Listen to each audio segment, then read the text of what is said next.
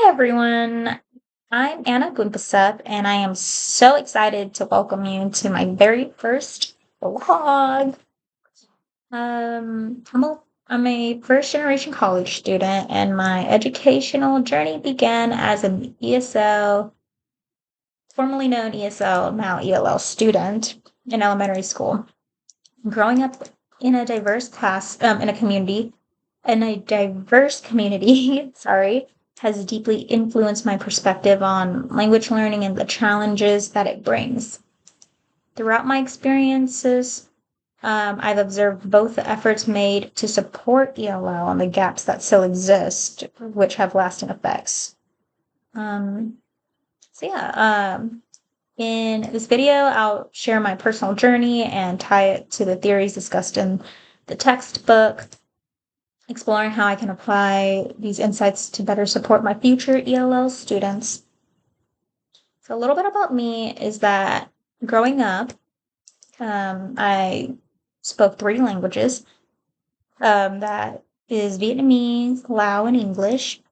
I've communicated in Vietnamese with my mom and her side of the family, Lao with my dad and his side of the family, and English with my sisters and cousins. And we all, minus my cousins, but my mom and dad and my sisters, we all lived together growing up. Still do. Well, the siblings, like including me, we've moved out. But growing up in the same household, speaking Vietnamese to my mom and Lao to my dad was confusing. Still confusing now when they're both speaking to me at the same time and I'm like answering both of them. I'll mix it up sometimes, but it's not, the languages are not similar in any sense whatsoever. It's like speaking English and Spanish, like to my parents. It was very different, Vietnamese and Lao. So sometimes I'll switch it because it's just hard on my brain. But now I've learned to still do, but it has to switch faster now.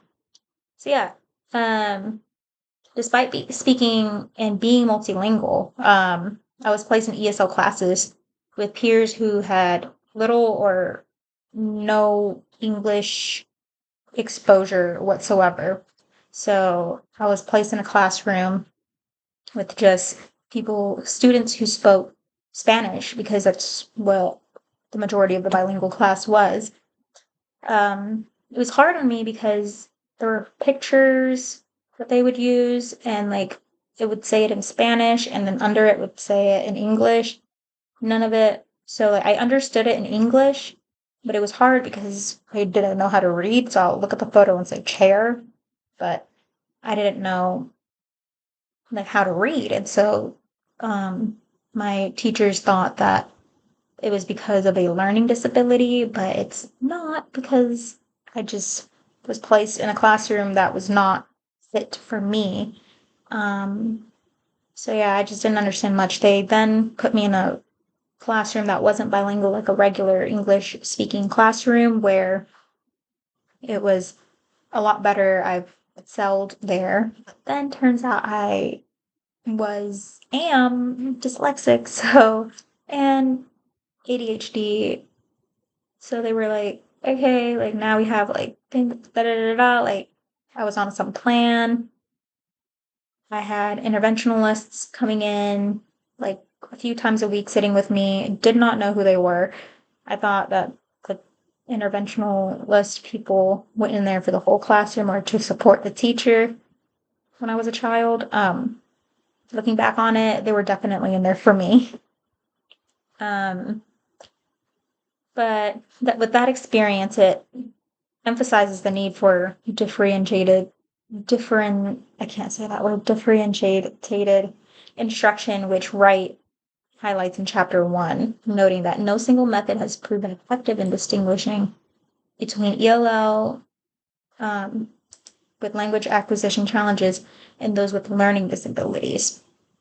I also resonate with Wright's observation about how Americans, I'm American, but like how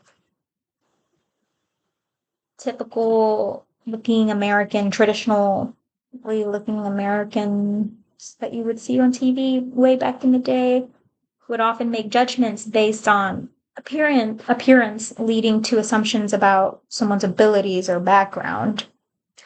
So throughout my life, I've experienced this firsthand. People would often ask how I spoke English so well, assuming it wasn't my first language due to my appearance.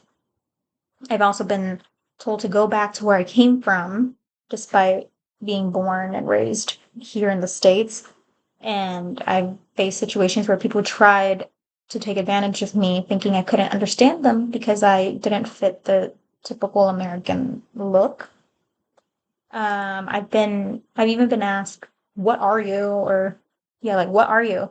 instead of, "What is your ethnicity?" because of how exotic I look to others. Um, and this is just not with like Caucasian or African Americans or even like Hispanic Americans, like even Asian Americans would often ask me these questions because I don't look like Vietnamese or anything. So they'll often ask me those questions as well. Um, so yeah. So that really didn't feel nice being asked. Um, but my goal is to create an inclusive and supportive environment where students and parents, regardless of their cultural identity, feel safe and celebrated. I believe that it's important to incorporate students' native languages in the classroom, helping them, and it would help them feel valued and connected to their cultural heritage. So yeah, it's a little bit about me and my philosophy. So thank you very much.